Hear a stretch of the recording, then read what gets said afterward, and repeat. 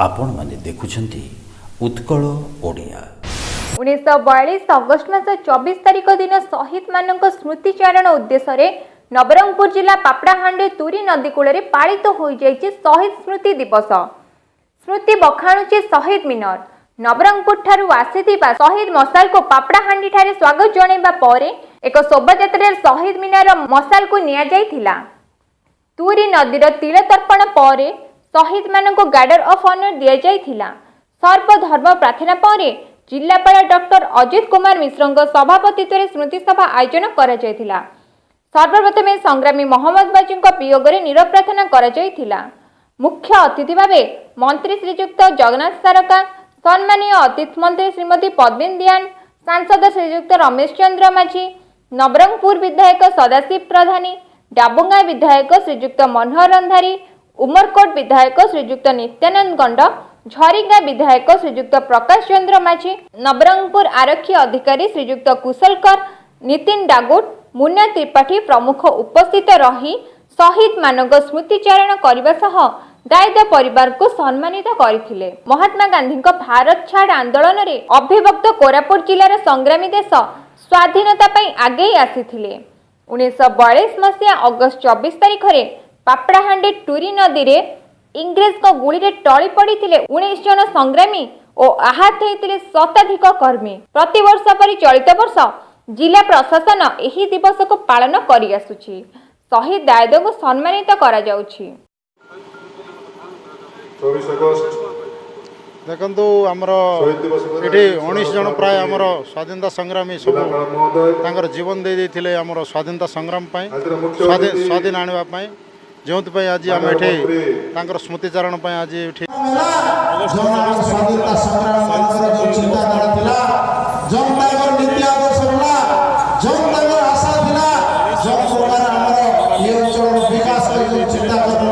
स्वाधीन आइला संविधान तैयारी कराला से समय गणतंत्र राष्ट्र हिसाब से परिणत होला। भरला पूर्व वायदा पूर्व लड़ले तीनटा व्यवस्था व्यवस्था है सारा पृथ्वी रे आम भारत वर्ष श्रेष्ठ गणतंत्र राष्ट्र से भितरे आम जन शासन पद्धति तैयार कराला से तो चेयर कराला जुडिशियल लेजिस्लेटिव एवं एग्जीक्यूटिव तीनटा व्यवस्था कराला।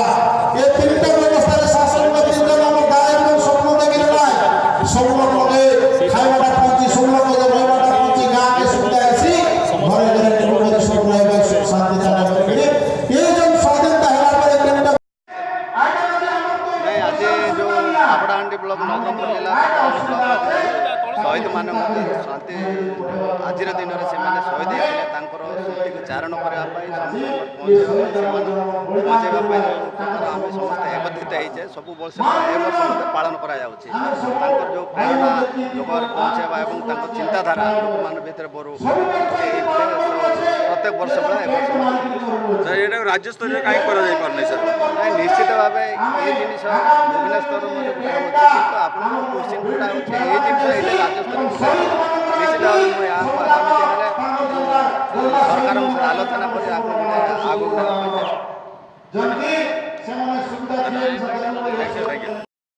मसीहा अगस्ट मास 24 तारिख दिन ये माटी रक्त रंजित होता ब्रिटिश गोली रे 19 जन शहीद टली पड़ी असंख्य शहीद जो मान ना नाई से माने टूरी नदी कूल झास देते इतिहास रे जो माने मरीचंती शहीद होती से स्मृति को मन पकाइबा ये कार्यक्रम प्रतिवर्ष करा जाए एवं 30 वर्ष है जो शहीद मसाल आसूची सरकारी मान्यता पाई से कार्यक्रम को सरकार आज ग्रहण करिछि।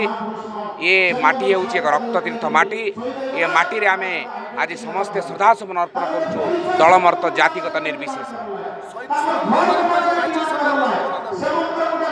आज प्रस्ताव दिया ओडिशा सरकार को जे एठारे गोटे सबुठारु बड़ तिरंगी पताका जोटा हाईमैक्स तरफ उड़ब एवं एठारे गोटे भव्य गोटे गार्डन तैयारी करने आज सरकार को स्मृति कमिटी आवाहक हिसाब से प्रस्ताव देछि।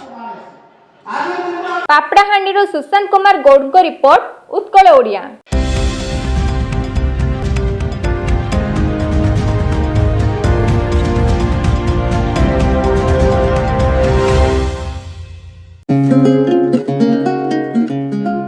Please subscribe our channel Utkala Odia and don't forget to press bell icon.